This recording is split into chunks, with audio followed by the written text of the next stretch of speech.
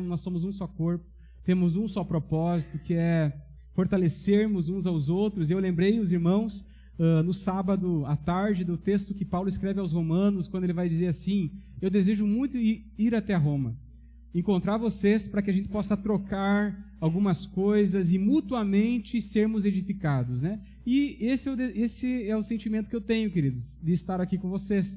É um sentimento de edificação mútua. Ao mesmo tempo que a gente compartilha, a gente ouve.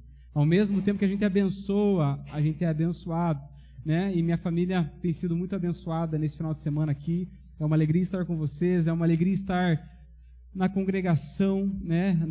Eu e a Gé, Deus nos chamou para o ministério, numa congregação, né? E estar aqui com vocês para nós é uma alegria enorme. E essa aqui é minha família, né? Minha esposa, ela está lá atrás, e os meus 2 filhos, né? Eles estão meio gripadinhos, não sei o que eles têm, né? Senão eles estariam correndo por aqui, não ia faltar barulho nesse lugar, né? Mas hoje eles estão mais calminhos, eles vão se comportar um pouquinho mais. E essa é a nossa família. Nós temos servido ali em Erechim faz 3 anos e meio, mais ou menos, um pouquinho mais, e temos procurado fazer a obra do Senhor e servir ao Senhor com muita alegria. E queridos, eu sei que vocês têm trabalhado, como o Rogério compartilhou, o Sermão do Monte, né?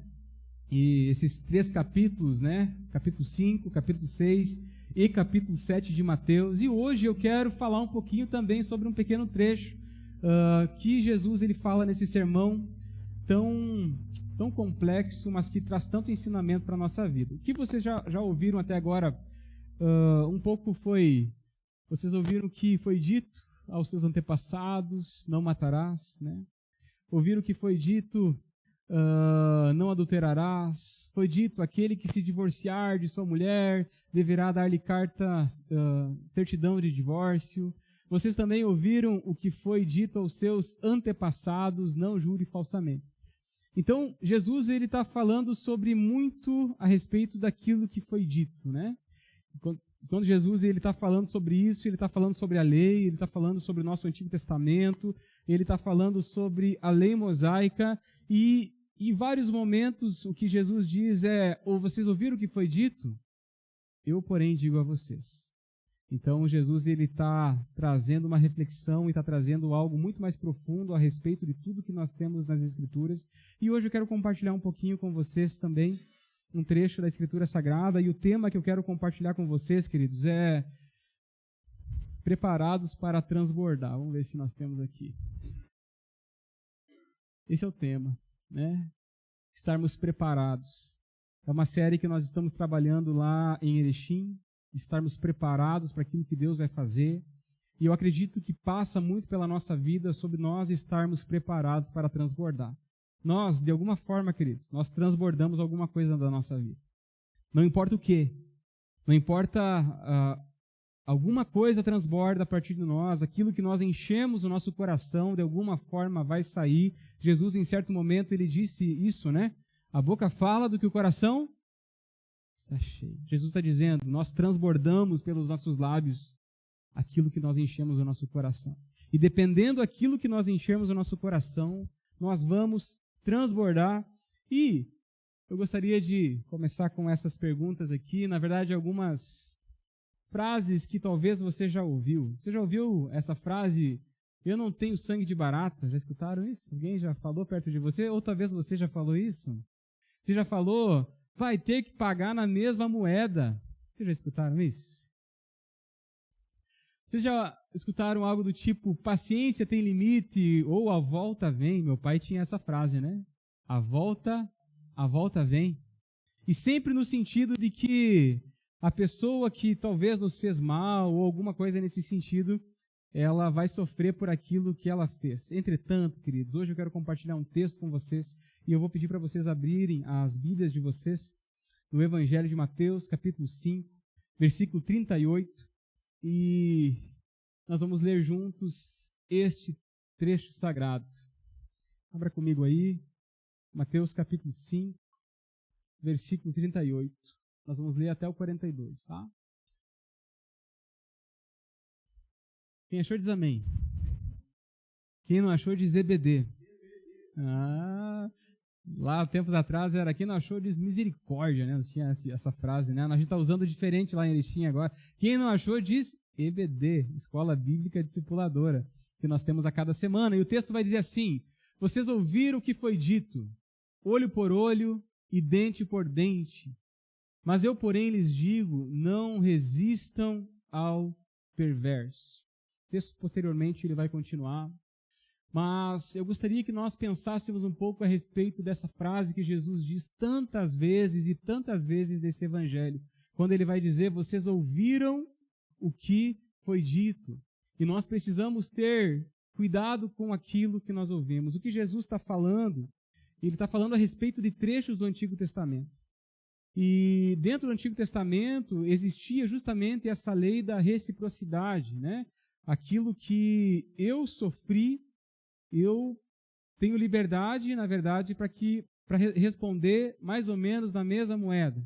E Jesus está pegando aquele trecho do Antigo Testamento que validava esse tipo de comportamento e ele está dizendo, embora lá atrás tenha sido dito isso, embora lá atrás as pessoas elas viviam nesse modelo, eu estou falando para vocês que eu estou apresentando um modelo diferente.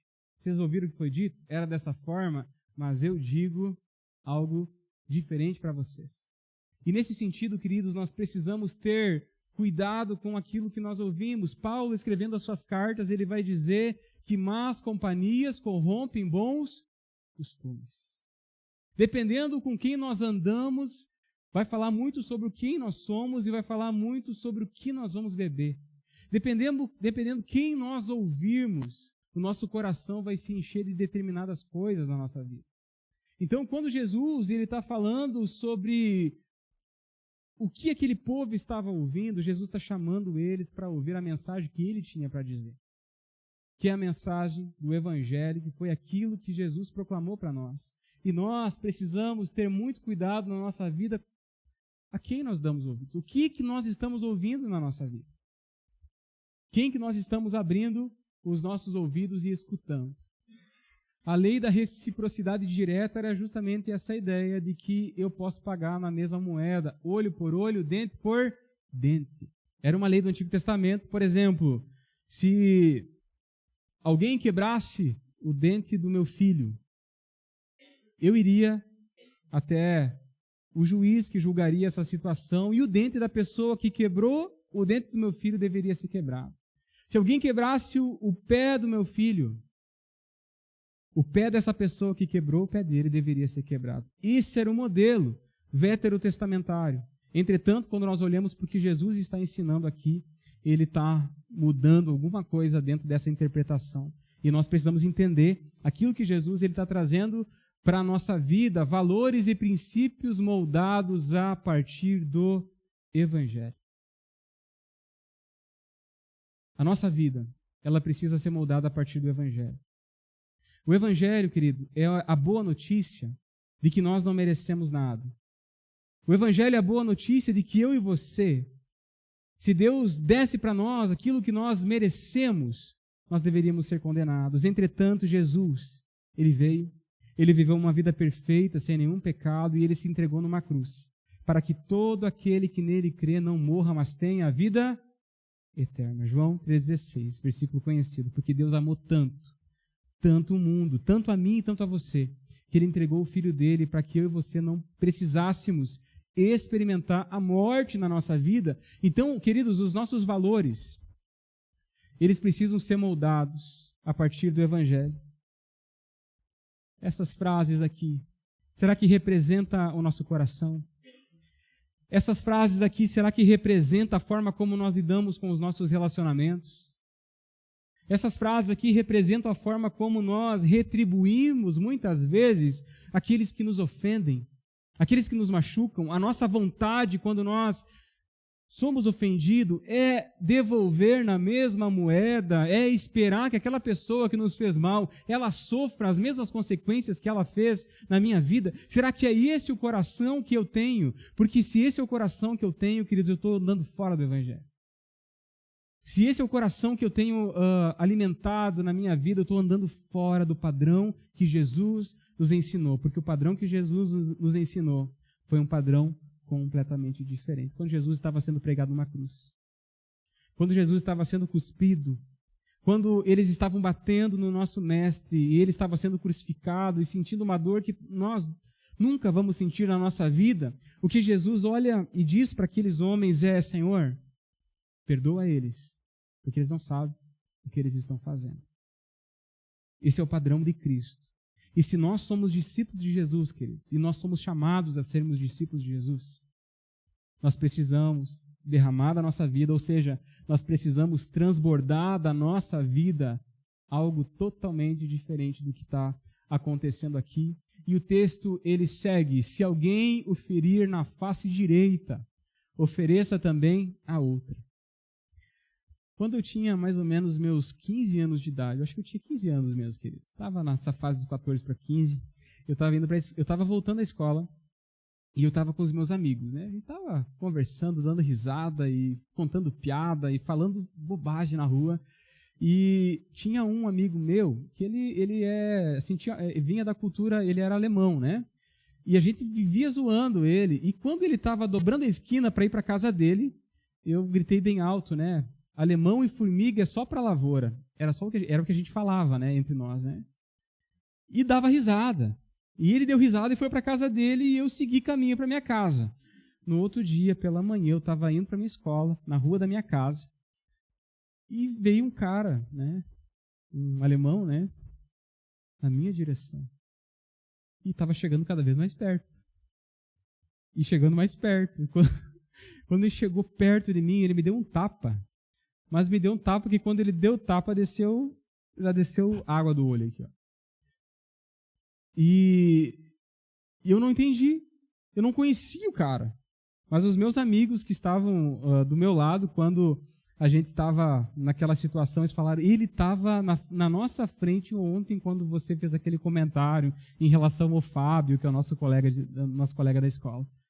E eu tomei um tapa, sem saber, por algo que eu falei. Então, a questão da outra face, né? Eu não quis nem dar a outra face, porque se ele me dá um tapa na outra face, eu queria me arrebentar no meio, né? Só que o texto aqui, ele está falando sobre algo muito mais profundo do que isso. É muito mais profundo do que tomar um tapa. E eu acho que o tapa que eu tomei foi bem dado, né? Porque a partir dali eu comecei a cuidar um pouco mais do que eu falava na rua, né? E o que eu quero compartilhar em relação a isso, queridos, sobre dar a outra face, levando o desaforo para casa, o contexto em que Jesus ele fala isso. Jesus, quando fala sobre nós oferecermos a outra face, existia algo dentro da realidade da cultura judaica, que quando alguém tomava um tapa no lado direito, com o lado de fora da mão, era a coisa mais humilhante que um judeu poderia experimentar. Não era simplesmente apanhar. Era algo que dentro daquele contexto significava humilhação, significava falta de reconhecimento. Então, quando Jesus está falando sobre dar a outra face, Jesus está falando sobre um coração preparado muitas vezes para nós sermos humilhados pelas pessoas. Você já foi humilhado por alguém? Você já foi humilhado por alguém, talvez na escola, talvez no teu trabalho, talvez por um familiar, talvez por amigos. E dentro do teu coração aquilo doeu de tal forma que você desejou talvez fazer a mesma coisa para aquela pessoa. O que Jesus está nos ensinando, e essa é a loucura do Evangelho, tá, queridos? Porque o que Jesus está ensinando aqui não é algo que eu e você podemos viver naturalmente. A resposta que Jesus está pedindo para os seus discípulos não é algo que nós podemos viver na força do nosso braço.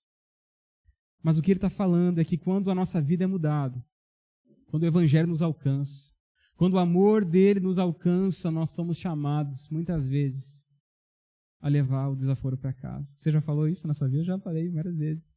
Vou levar desaforo para casa. O Evangelho, ele muda a nossa cabeça completamente. É algo totalmente diferente.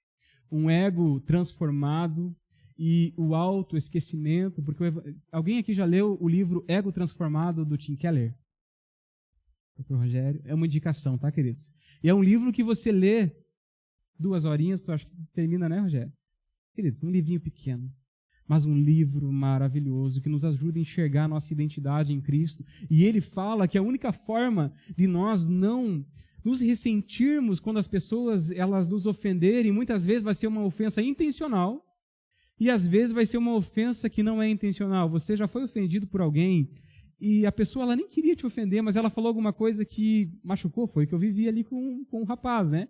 Eu falei uma coisa que eu não queria machucar ele, eu não queria ofendê-lo, mas eu ofendi. Então, às vezes a ofensa ela pode ser intencional, mas ela pode ser uma ofensa que não foi intencional, mas acertou o nosso coração. E a única forma de nós não guardarmos isso dentro de nós, queridos, é quando eu começo a esquecer de mim. É quando o meu ego ele não está inflado, sabe? Porque pega um balão, né? Enche o balão. Ele está grandão assim. Qualquer toquezinho, com qualquer coisinha de ponta, estoura. E quando o nosso ego está inflado demais, qualquer situação machuca, qualquer situação dói. E a forma de nós resolvermos isso é quando nós esquecemos um pouco de nós. Porque o Evangelho, na real, querido, o Evangelho, ele nos leva para um estilo de vida onde nós esquecemos de nós. Onde nós não lutamos pelos nossos direitos. Onde nós nos esvaziamos. Paulo ele vai dizer, não sou mais eu quem vive, mas Cristo vive em mim. Paulo está dizendo, a partir de agora, o transbordar da minha vida não é mais o velho Paulo que matava a igreja de Jesus. A partir de agora, o que eu transbordo da minha vida é a misericórdia de Cristo, é o amor de Jesus. E ser discípulo de Cristo, queridos, exige isso de nós.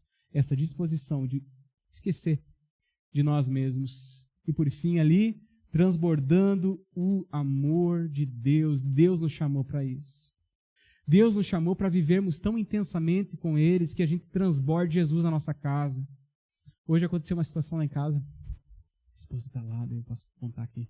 Brincadeira. Eu tinha que achar algumas coisas, nós estávamos lá no quarto do Rogério, no quarto que o Rogério preparou para nós, lá com muito amor, e eu não estava achando algo que eu precisava, né? E eu procurei na mala, como todo homem, né? Todo não, mas pelo menos a maioria dos homens vão procurar lá, não acho, vem a mulher, pá, tá aqui, né? E eu não estava achando, dali um pouquinho chegou a Gé. Tá aqui, amor. E o jeito que ela falou comigo. O jeito, não foi só ela ter achado, mas foi o jeito que ela falou. Aquilo me subiu o sangue na hora, né? Quis me magoar, quis me ressentir. E às vezes, querido, são situações tão simples, né? Para dar um BO em casa, é uma coisa, é um detalhe, é uma coisa assim, minúscula. E às vezes ofende, né? E eu acho que quando nós estamos cheios do amor de Deus, quando Jesus enche a nossa vida, queridos, nós começamos a transbordar coisas diferentes. E é por isso que nós precisamos disso na nossa vida. O verdadeiro cristão esqueceu o que significa ser insultado. Eu achei, assim, é forte essa frase dele, né? Mas nós somos chamados a isso, né? Nos esvaziarmos de nós a tal ponto que um insulto não nos atinge mais. Não define quem nós somos. O que os outros falam não define quem nós somos. Jesus já definiu quem nós somos. E se alguém quiser processá-lo e tirar-lhe a túnica, deixe que leve também a capa. O texto continua falando sobre isso, sobre deixar que leve a capa e sobre uma entrega total, né? Aqui fala muito sobre direito. E dentro daquele contexto, um judeu... Quem assiste The Chosen aqui? Alguém assiste The Chosen? Já assistiu The Chosen? O The Chosen retrata bem a cultura judaica da época, as roupas que eles usavam, né? E a túnica era como se fosse uma camiseta que eles usavam por baixo, e eles tinham geralmente mais de uma túnica. Só que a capa era só uma cobertura que eles tinham. Geralmente os judeus só tinham uma capa, que durante o dia ele se protegia do sol árido, né, de Israel, e durante a noite era o cobertor que ele usava, era a coberta que ele se esquentava. E dentro da lei judaica existia uma lei que Deus deu, que se alguém tivesse devendo algo para outra pessoa, podia levar a túnica, mas a capa não. A capa não podia levar. A capa era o meio daquela pessoa se cobrir do sol e se cobrir, se esquentar do frio. E o que Jesus está falando dentro desse texto? Se alguém quiser processá-lo, tirar-lhe a túnica, deixe que leve também a capa. O que Jesus está falando é o direito que nós temos, querido, sabe? Geralmente, agora falando sobre casamento, né? Geralmente, as crises que eu e a Jé tivemos na nossa vida, algumas situações difíceis, de briga, foi por causa de direito. Foi porque eu achava... Não, foi porque eu tinha razão mesmo, brincadeira, não, brincadeira. Foi porque eu achava que eu tinha razão. E porque eu acho que eu tenho razão, eu tenho que fazer com que a outra pessoa reconheça que eu tinha razão. O texto está falando que a vida com Jesus e essa nova vida em Cristo muitas vezes faz com que eu e você abandone a razão, abandone o nosso direito, para que a gente viva em paz com as pessoas, para que a gente viva perto das pessoas. E se você é casado, um dia vai casar, né, Jonas? Amém. Tem que jejuar. Se você é casado, essa é uma realidade da nossa vida, queridos. Tem que abandonar os nossos direitos, e o jovem rico talvez seja um exemplo disso, né? Quando Jesus ele pede uma entrega total para o jovem rico chega e ele diz: Senhor, eu tenho obedecido todos os teus mandamentos, né? E Jesus olha para ele: mas está faltando uma coisa para você. Vai, vende todos os teus bens, entrega aos pobres, depois você vem e me segue, né? E ele saiu cabisbaixo porque ele tinha muitos bens. E nesse sentido, a vida com Cristo e esse transbordar de Jesus na nossa vida exige uma entrega total. Uma entrega de 100%. Eu botei ali 100% e 50%, porque às vezes se tem uma ideia de casamento, de que o casamento é a união de 50%, né? Mais 50% para que o casamento dê certo. Entretanto, viver o relacionamento em casa exige de nós uma entrega de 100% em relação a outra pessoa. Nós não casamos para sermos felizes, queridos. Nós casamos para fazer o outro feliz. E se os casamentos eles andassem nesse sentido, eu me casei para fazer a outra pessoa feliz. Eu me casei para fazer a outra pessoa feliz. Nós viveríamos outra realidade dentro do nosso lar. Então, no que diz respeito aos nossos direitos, nós precisamos ter essa disposição de nos entregar completamente. Se alguém o forçar a caminhar com ele 1 milha, vá com ele 2, é o que o texto vai dizer, fazendo além do que nos pedem. Dentro do contexto judaico, Roma dominava aquele povo judaico, e se um romano quisesse fazer com que um judeu caminhasse vários quilômetros para fazer qualquer entrega, um judeu tinha que fazer porque ele era escravo. O que Jesus está falando dentro dessa realidade é que não faça só aquilo que pedem para você. Não faça só o básico. Vai além. Faça além. E eu acho que como filhos de Deus, queridos, em Marau, como filhos de Deus em Erechim, nós somos chamados a transbordar isso na nossa vida e fazer além para as pessoas, porque essa é uma forma de nós testemunharmos de Cristo. No nosso trabalho, quando nós vivemos com esse coração, nós testemunhamos Cristo. Dentro do nosso lar, quando nós vivemos com esse coração, nós testemunhamos o Senhor Jesus. Eu lembro, quando eu era pequeno, meu pai, ele que construiu a nossa casa, e o meu pai pediu para mim ajudar ele a trabalhar, né? Entregar tijolo, fazer massa. E eu lembro que, queridos, era desgastante porque eu não queria ajudar. Eu fazia, assim, o necessário, sabe? E hoje eu olho para trás e eu vejo, cara, como eu poderia ter agido diferente, como eu poderia ter feito além do que meu pai me pedia. E quando nós olhamos para a nossa vida hoje, como nós precisamos ter esse coração disposto a ir além, para que a gente possa dar testemunho de Jesus, e não por obrigação, mas fazer isso sempre por amor, né? Eu acho que algo que eu tenho falado lá em Erechim é que nós servimos a Deus não por uma obrigação. Nós servimos a Deus não para que a gente seja aceito por Deus, mas porque a gente já foi. A gente ama as pessoas não para que Deus nos ame, mas porque Deus me amou tanto que eu quero derramar o amor de Jesus sobre a vida das outras pessoas. Eu quero servir as pessoas não porque eu quero um lugar no céu, mas porque Deus já me deu um lugar, então eu sirvo as pessoas. Então a vida cristã é sempre essa resposta de gratidão pelo amor que Deus tem derramado sobre as nossas vidas, dê a quem lhe pede e não volte as costas àquele que deseja pedir-lhe algo emprestado. O que Jesus está falando em todo esse contexto, queridos, é sobre o coração. É sobre essa mudança de coração que o Evangelho faz na nossa vida. Uma nova mente, uma nova disposição. E é só Ele que pode gerar isso em nós. É só o amor dele que pode gerar essas transformações na nossa vida para que a gente possa transbordar por onde a gente vai. Uma palavra que eu tenho, assim, pensado, que eu tenho orado, que eu tenho colocado diante de Deus diariamente e que tem marcado a minha vida ultimamente é a palavra transbordar. Porque Deus nos chamou para isso. Deus chamou a sua vida, querido.